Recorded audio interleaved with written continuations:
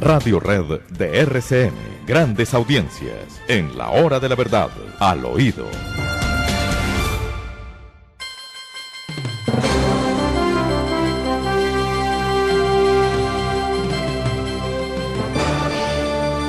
Le cuento al oído de Mar que después de El al oído tendremos a Cristina Londoño, periodista corresponsal en la Casa Blanca de Noticias Telemundo, hablándonos de la Cumbre de las Américas. No me lo habían dicho, yo pido disculpas en nombre de todos, porque pues este es un hecho de una importancia trascendental que habíamos guardado en reserva, en secreto, como si esto fuera secreto. Es el hecho periodístico más importante del día, no hay duda ninguna. La Cumbre de las Américas, narrada a ustedes por una persona que está directamente involucrada en el tema. Esperemos que en otra ocasión no nos vuelvan a dejar oculto lo que debiera plantearse en primerísimo lugar, para ser claros que es de lo que se trata en este programa que se llama precisamente La Hora de la Verdad. Cristina Londoño estará con nosotros después de este al oído desde Los Ángeles, donde se encuentra cubriendo la Cumbre de las Américas. Sí, claro, ya me dicen que me avisaron. No me lo avisaron, no me lo confirmaron, no es verdad lo que está diciendo Cindy, qué pena me da decirle, pero usted no me lo confirmó. En fin, lo cierto pues es que Cristina Londoño estará con nosotros y estará con ustedes contándoles qué está pasando exactamente en este gran acontecimiento continental, la Cumbre de las Américas. Y Demar, ¿cuáles son los resultados del tracking presidencial de hoy? Pues muy bien, doctor Fernando, tenemos resultados del tracking y ustedes van a coger partido para ver cuál es el análisis que hay que hacerle a este tracking. Dice así: Petro 48.5, Rodolfo Hernández 46.7. El voto en blanco está rondando el 4.9, a ver, 4.8. 4.9 está rondando el voto en blanco. Seguimos pues en que son dos minorías disputándose la presidencia de la República, dos minorías, por obra de la Registraduría del Estado Civil y del famoso voto en blanco, que tiene la diferencia entre los dos. Esa diferencia, ¿cómo se expresa? Para nosotros es clarísima. El que quiere votar en blanco es porque no votaría por Petro de ninguna manera, pero tampoco lo convence Rodolfo Hernández y vamos a tener un presidente de minorías. Pero en este momento, pues según el tracking, está ganando Gustavo Petro, eso hay que decirlo, con las consecuencias que eso trae para la nación, con las consecuencias de futuro que eso significa. Y peor todavía, si es un gobierno de minoría. Bueno, hablemos de las escandalosas estrategias del Pacto H. ¿Qué es eso? Pacto histórico. Pacto histórico. Bueno, pero ¿por qué no lo escriben completo? ¿Cuál es el problema en escribirlo? Del Pacto H. Eso es como la bomba. Ese soy yo por ahorrarme unas letras en el texto. Sí, claro. El pacto histórico, doctor Fernando, que se está haciendo muy conocido y famoso, no precisamente por esa enorme capacidad que tienen para hacer política importante de cara a las propuestas y soluciones al país, sino política de la más rastrera que hemos visto en los últimos años, y aquí lo normalizan todo. Yo quisiera recordar, Wilson me confirma, cómo desde esa campaña, en unas conversaciones que hubo con la periodista Vicky Dávila, afirmaban que se había infiltrado la campaña de Federico Gutiérrez porque estaban recibiendo información de compra de votos. Esto fue lo que dijeron ellos hace un par de meses en contra de la campaña. Estoy hablando de ellos, el pacto histórico, en contra de la campaña de Federico Gutiérrez. Escuchemos. No, pero es importante, entonces le voy a pedir por favor a nuestra productora que se conecte, Juan Esteban, porque es que es importante dar la claridad acá. Miguel Ángel, porque usted la palabra que utilizó es tenemos infiltrado, es más, usted dice detalles, se lo digo, perdóneme, excúseme, déjeme hacerle la pregunta. Usted utilizó la palabra está infiltrada la campaña. Sí habló de infiltración primero. Yo utilicé la palabra infiltración, Vicky. Yo utilicé la palabra infiltración. Muy bien, usted sí lo dijo. No, yo utilicé la palabra infiltración. Sí lo dijo, pero él dice que no lo dijo y trata de justificarse diciendo que solamente fue el uso de la palabra, pero no porque lo hubieran hecho. Recordemos que en la campaña de Federico Gutiérrez en Medellín aparecieron unos micrófonos en un balastro con una cámara que grababa todo lo que ocurría en la sede de campaña. Solamente dejo ese dato. Ahora aparecen estos audios y estos videos que pues alguien los debió sacar de la campaña de Gustavo Petro, que ya los escuchamos esta mañana, donde se planea cómo destruir a Federico Gutiérrez, cómo atacar a Rodolfo Hernández y cómo había que atacar a Sergio Fajardo. Pero también hay otro video del que se está hablando mucho, y esa es la gran noticia hoy a nivel nacional, doctor Fernando, es al senador Barreras diciendo cómo hay que destruir a Alejandro Gaviria. Escuchemos. Pongámosle la siguiente fecha a la movilización de mujeres, es acción política clara. Pensemos tácticamente si hay que dividir o no el centro, si eso sirve de algo coger al abandonado Fajardo y traerlo, o más bien nos damos de frente contra Alejandro Gaviria. Decidan qué hacer, nosotros estamos listos para ir a la batalla. Usemos la próxima reunión para definir estratégicamente los roles de cada cual. ¿Cómo nos diferenciamos? Fabriquemos las diferencias. Decíamos con Eduardo antes de llegar a Gustavo, inclusive preparemos contradicciones, si es que eso resulta útil. Pero nosotros tenemos que tomar acciones políticas. Todas estas acciones mediáticas y digamos de manejo, de marketing, ustedes son los expertos, pero las acciones políticas. Tenemos dos cosas por hacer frente a ese fenómeno. O dividir ese centro aún más y hacer que el señor Fajardo, que tampoco es confiable, pueda sobrevivir para que divida la votación del centro, lo decíamos antes de que llegara Gustavo, inclusive tratar de salvar a Fajardo y presionarlo para que acepte la invitación de Petro de hacer una competencia con nosotros, o todo lo contrario, porque lo de Fajardo también es una amenaza, es decir, Fajardo tampoco nadie confía en él. Entonces, si no es esa la estrategia, lo que tenemos que definir es irnos al ataque contra Alejandro Gaviria. Y dije hace 15 días, no puede ser Petro el que lo ataque. Decía Vinicius que es una señora de caridad, que nadie la puede tratar mal. Pues no la puede tratar mal Petro, pero yo sí lo puedo tratar mal. Y el que se sume Esto también. Esto es parte de esa reunión que se conoce en video en los medios de comunicación hoy, donde se planea el ataque, y evidentemente por lo que dice el senador, esto es algo que se graba antes de la consulta interpartidista para definir candidatos únicos a la presidencia de la República. Duro, porque esto fue lo que hicieron con Fajardo. Recuerde usted a la senadora hoy electa del Pacto Histórico diciendo cómo había que acabar a Fajardo. Todos lo conocimos, lo escuchamos aquí en La Hora de la Verdad. Ahora escuchamos cuál era la estrategia para acabar, entre otros, a Alejandro Gaviria, quien decidió adherir a la campaña del Pacto Histórico y decirle a su gente, a sus electores, que yo no sé cuántos sean, no recuerdo la cifra, sé que en todo caso no son cientos de miles, que iría con Gustavo Petro. Él publica yo no entiendo este documento, es muy corto, son 3 párrafos, reaccionando a esto que se conoce, y dice lo siguiente: yo inicié mi campaña política con una defensa de las virtudes republicanas, del respeto y el diálogo civilizado. Repetí que en la competencia política existen contrincantes que uno quiere derrotar, no enemigos que uno tenga que eliminar. Recibí muchos ataques, algunos de ellos viles y mentirosos, de la izquierda y la derecha. Era difícil, lo confieso, distinguir entre unos y otros. La erosión del debate político es sin duda preocupante. Traté de practicar lo que predicaba, decidí también en medio de la refriega no victimizarme. Nunca me gustó la suficiencia moral que viene con asumir el papel de víctima. Me dolieron muchos de los ataques, las calumnias, por supuesto, pero no voy a quedarme, como lo dije hace unos días, rumiando rencores y coleccionando agravios. Y termina: la política es un mundo imperfecto. Muchas veces las decisiones son problemáticas, rechazo la mezquindad en la política, pero creo que uno debe tomar decisiones pensando sobre todo en el futuro de la democracia y el bienestar de todos. Dicho de otra manera, él pasa la página y sigue en el Pacto Histórico a pesar de todo lo que hemos escuchado. Sí, esa es una manera de concebir la vida. Y yo pensaba, cuando escuchaba lo que usted nos ponía al aire, de alguien que dijo que el fin justifica los medios.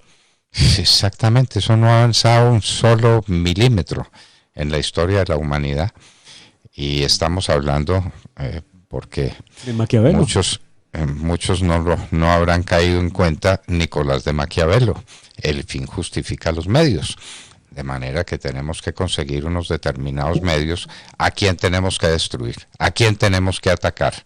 ¿Qué tenemos que hacer? El fin justifica los medios. Esto es lo más inmoral que hemos escuchado en mucho tiempo, porque es exactamente la prédica de Maquiavelo que creíamos superado en la política mundial y en la política colombiana, ¿no? Ahí está don Nicolás de Maquiavelo, en pleno. Bueno, ¿qué le vamos a hacer? Y este es el ambiente que hay para las elecciones. Dios nos libre de un presidente minoritario. Dios nos libre. Señores, los que están pensando que con el voto en blanco quedan tranquilos, que tranquilizan su conciencia, porque Rodolfo Hernández no los llena, porque dice cosas que no nos convencen, pero es que aquí hay que escoger el mal menor, si es que de eso se tratara. Si no los convence, piensen lo que será un gobierno de Gustavo Petro. La destrucción de todos los valores, de todos los principios, sería el fin de la inversión extranjera en Colombia. Sería el comienzo de una situación como la de Cuba, Nicaragua o Venezuela en Colombia. No les quepa la menor duda que eso es lo que se viene encima. ¿Cómo corregirlo? Pues estaban dadas las condiciones, según en la primera vuelta presidencial, era clarísimo. Los votos de Hernández más los votos de Fico Gutiérrez, mayoría absoluta. ¿Solo nos salvaría un suicidio? Nos estamos suicidando. Sí, señores del voto en blanco, nos estamos suicidando. No nos podemos suicidar.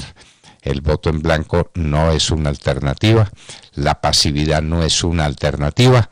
Salir a votar y a votar, llenar las urnas de votos, es lo único que nos salva de una situación definitivamente trágica, ¿no? Muy bien.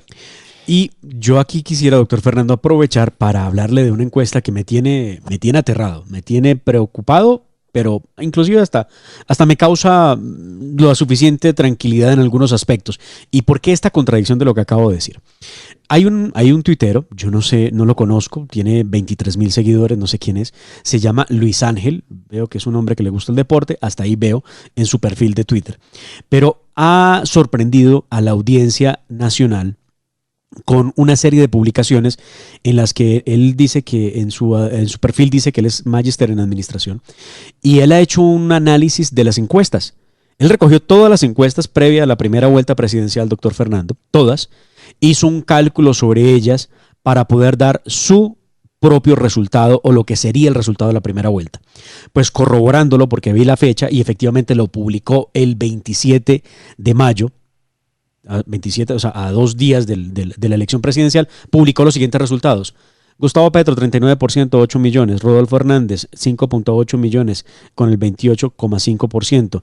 Federico Gutiérrez, con el 24,5%, 5 millones. 850,000, Sergio Fajardo, con el 4%.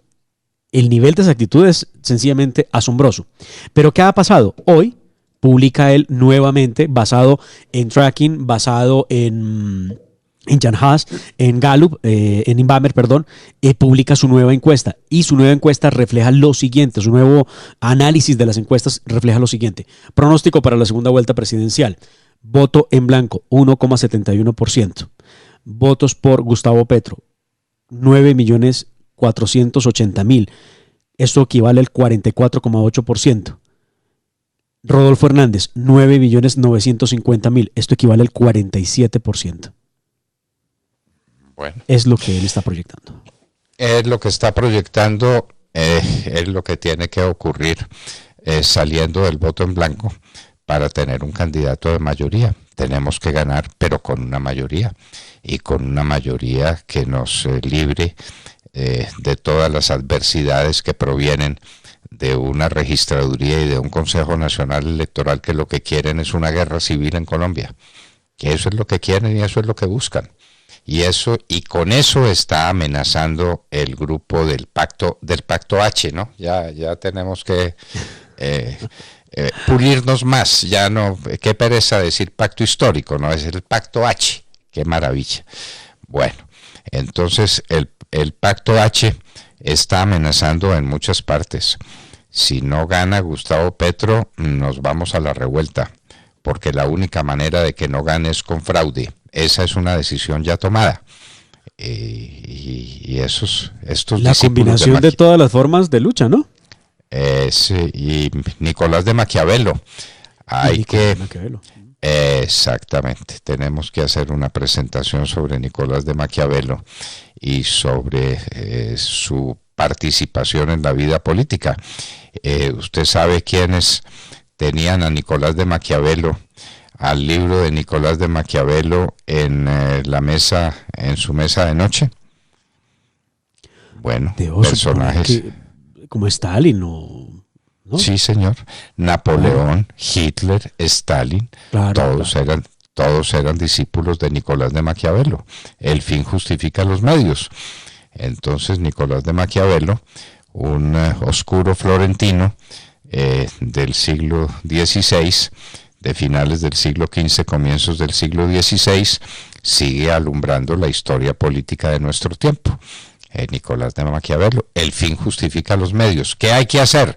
Hay que acabar con Fico, acabamos con Fico. Hay que acabar con Fajardo, denle, acabe con Fajardo. No, hay que atraer a Fajardo, atraiga a Fajardo. No, pero por favor. Yo me hice un inventario de algunos hechos que son probados, y esto sí lo pueden buscar ustedes en internet, respecto de cómo el fin justifica los medios en esa campaña, con varios hechos que son noticia. Visita las cárceles que se llamó el Pacto de la Picota. Todos vimos al hermano del senador Petro visitando las cárceles. Perdón social para mafiosos y paramilitares. Sí, en una tarima él decía que había que darle el perdón social a los paras y a los que están en las cárceles, a los mafiosos, como una segunda oportunidad de la sociedad para que ellos pudieran volver a la vida en sociedad. Plata de la hermana de Piedad de Córdoba en una cárcel. Sí, en una visita que hacía la hermana de Piedad de Córdoba, el IMPEC descubrió en la entrepierna una de las guardias que la señora llevaba algo así como 2 millones de pesos. Puede que me equivoque, no sé si era un poquito más de 2 millones, pero la cifra era sobre 2 millones de pesos. La maleta del senador Roy Barreras, que dejó descuidada, que encontró la policía y que estaba llena de dinero y que él dijo que era para pagar unos servicios. Eso también lo vimos todos. Las bolsas de dinero con plata de Petro. Sí, todos recordamos cómo le entregaban las bolsas, un dinero, y él lo guardaba en una bolsa plástica, y eso está a la vista de todos. Investigación que terminó en nada, porque pues aquí nunca pasa nada. Los $68,000 en Honduras de Piedad Córdoba. Trataba de sacar $68,000, otros dicen que eran 62,000, otros han dicho que era mucho más dinero, pero que decidieron dejar el cuento en 68,000. El apoyo de los comunes, quienes hacían parte del secretario de las FARC y del ELN a la campaña de Gustavo Petro, también está en las redes. Las amenazas de primera línea si no gana Petro, lo decíamos esta semana. Se dice que van a armar, ellos dijeron vamos a armar un no sé cuántas ni el no sé cómo. Lo dijeron los de primera línea en Medellín y también lo reafirmaron los de Cali. La infiltración a las campañas de Federico y de Rodolfo Hernández, pues acabamos de escuchar eso. El impulso que le han dado al voto en blanco, llevando al convencimiento que ya que no le gusta a ninguno de los dos candidatos, pues Colombia debe votar en blanco. Por eso un voto en blanco del 13% según Jan Haas, del 5% según el tracking diario. Y el último hecho que se me había pasado a mí es el ataque para destruir a Fajardo, comentado por la señora Zuleta, ahora senadora del Pacto Histórico. Eso es un poquito del fin justifica los medios. Ave María, Nicolás de Maquiavelo. Tendremos que hacer mañana una nota muy especial sobre Nicolás de Maquiavelo y sobre su filosofía política. Nicolás de Maquiavelo, el grande consejero de Napoleón, se ha dicho con todas las letras, el grande consejero de Hitler, el grande consejero de Stalin, Nicolás de Maquiavelo. Ha vuelto a imponerse y se está imponiendo en este momento Nicolás de Maquiavelo en la historia política. Lo que oímos, ¿a quién oímos? ¿Fue a Roy?